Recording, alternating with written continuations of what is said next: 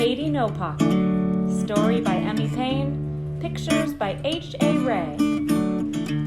Remember, Noah, every time you hear,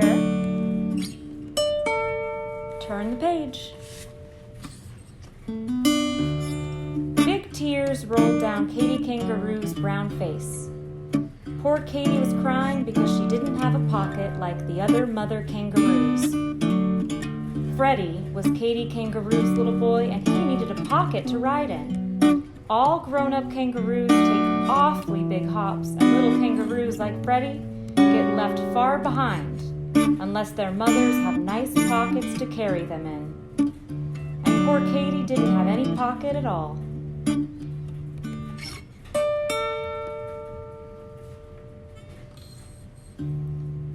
Katy Kangaroo cried just thinking about it, and Freddie cried too.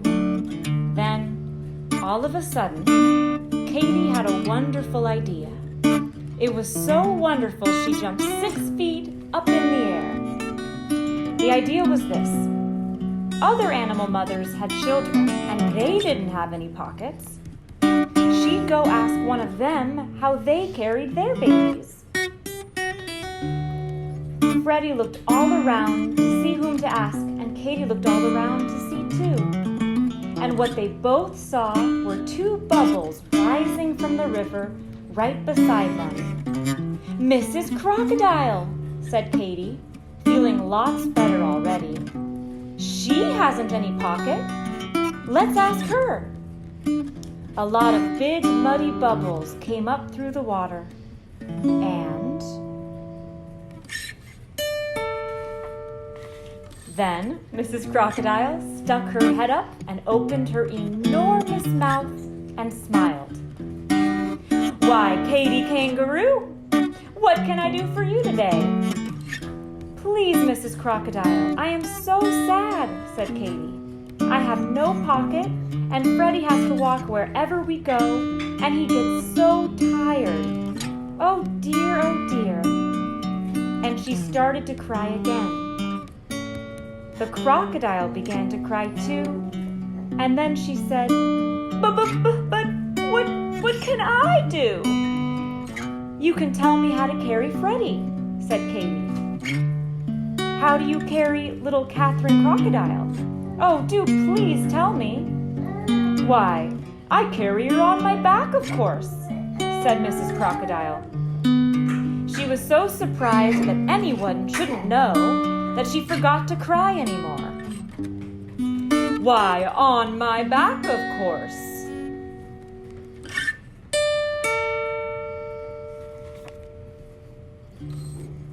Katy was pleased. She said thank you, and as soon as she got to a good squatting down place, she squatted and said, "Now, Freddie, climb on my back. After this, it will be so simple, no trouble at all." But it wasn't simple. In the first place, Freddie could not crawl up on her back because his knees stuck out. He couldn't hang on because his front legs were too short. And when he did manage to hang on for a few minutes, and Katy gave a long hop, he fell off, bump bang, with a terrific thump. So Katy saw that she couldn't carry her baby on her back.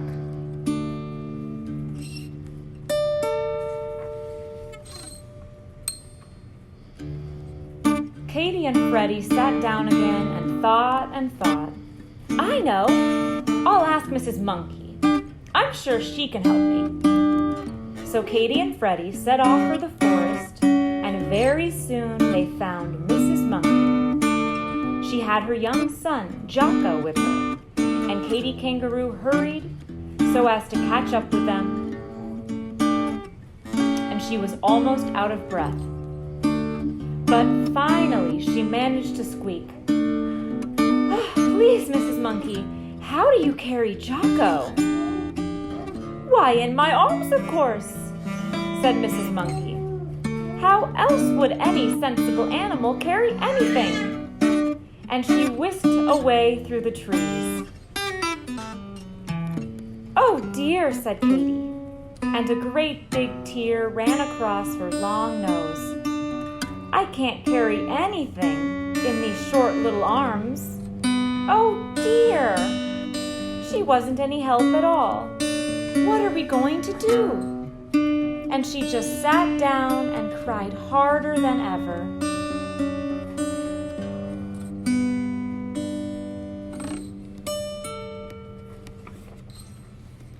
Poor Freddie. He hated to see his mother cry. So he put his paw to his head and he thought and thought and thought. What about the lion? He asked when Katy stopped crying a little. They don't carry their children. The poor things walk just the way you do, said Katy. There's birds, said Freddie. How do they carry their babies? Birds, said Katy. The mother birds push their children out of the nest, and they squawk and shriek and flap their wings about it.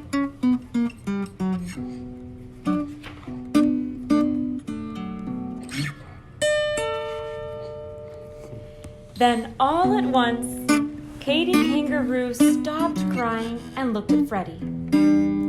They do say that the owl knows almost everything, she said slowly.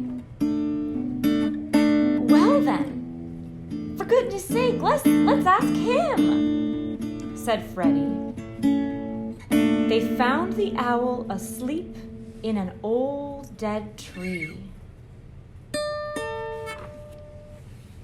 And he was cross because he didn't want to be waked up in the middle of the day. But when he saw that Katy was so sad, he came out, blinking and ruffling his feathers, and said in a scratchy voice, Well, what is it? Speak up, and speak loudly. I'm deaf as a post. So Katy stood under the tree and screamed at him, I'm a mother kangaroo, and I haven't a pocket to carry my child in. How shall I carry him? What shall I do? Get a pocket, said the owl, and went to sleep again. Where? Cried Katy. Oh, please, don't go to sleep before you tell me where. How should I know? Said the owl. They sell that sort of thing in the city, I believe. Now kindly go away and let me sleep. The city, said Katy, and looked at Freddie with big round eyes. Of course, we'll go to the city. Katy was so excited that she almost left Freddie behind as she went leaping over bushes and hopping along the path, singing in a sort of hummy way a little song she had just made up. Hippity, hoppity, flippity, flappity, wasn't it a pity? I didn't know it was to the city I should go. She hopped so fast that Freddie could hardly keep up, but at last they left the woods behind and came to the city.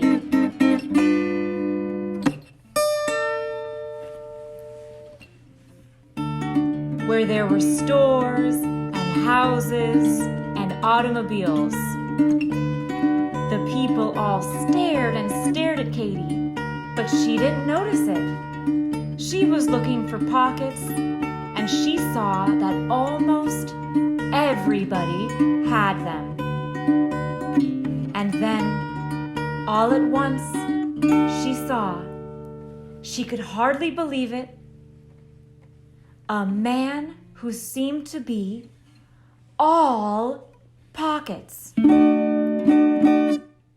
He was simply covered with pockets. Big pockets, little pockets, medium-sized pockets.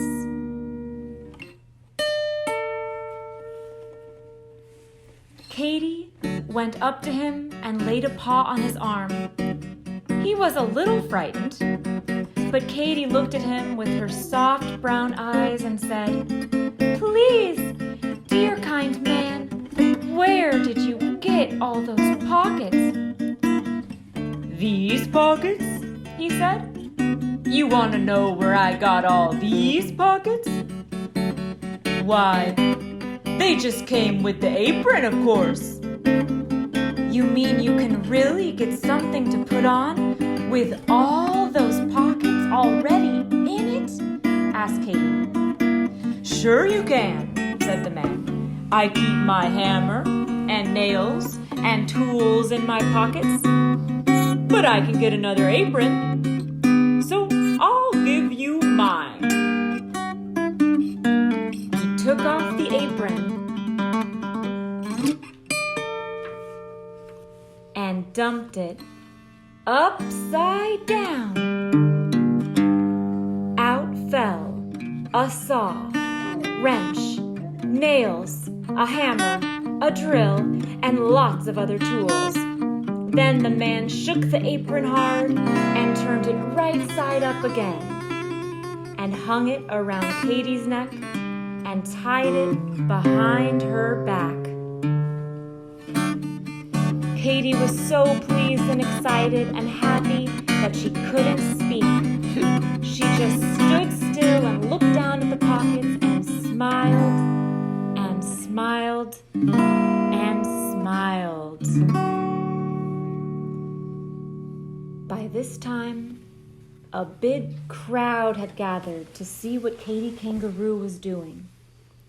When they saw how pleased she was, they all smiled too.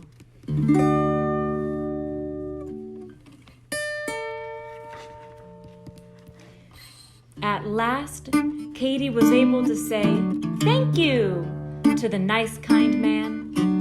And then what do you think she did?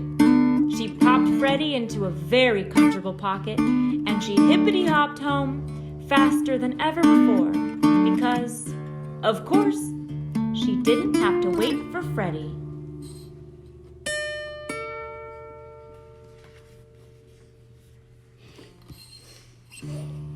Well, she had so many pockets that she put Freddie into the biggest one of all.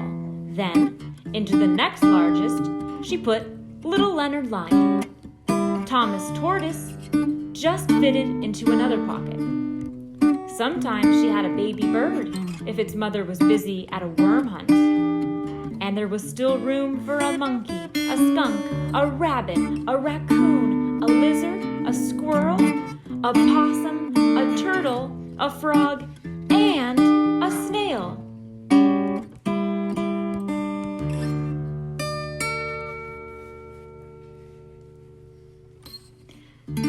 So now, all the animals like Katy's pockets better than any other pockets in the whole forest.